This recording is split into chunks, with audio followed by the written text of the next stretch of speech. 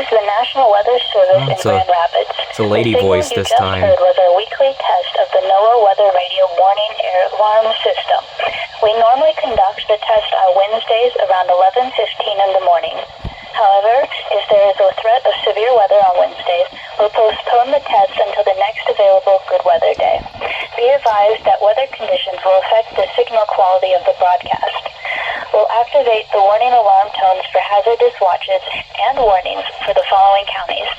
On 162.40 megahertz from Onondaga, those counties are Branch, Calhoun, Clinton, Eaton, Gratiot, Hillsdale, Ingham, Jackson, Livingston, and Shawassee. On 162.425 megahertz from West Olive, those counties are Muskegon, Allegan, and Ottawa. On 162.475 megahertz from Espira, those counties are Muskegon, Newaygo, and Oceana. On 162.525 megahertz from Mount Pleasant, those counties are Clare, Gratiot, Isabella, Mascota, Midland, Montcalm, and Ocelio.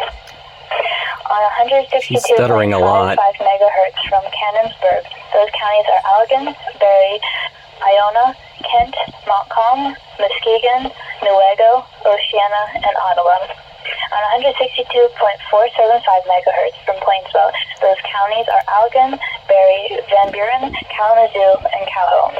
On 162.425 megahertz from Wolf Lake, those counties are Manistee, Wexford, Mason, Lake, Ocelio, Oceana, Newaygo, and Mascota. This concludes the test of the NOAA Weather Radio Warning Alarm device.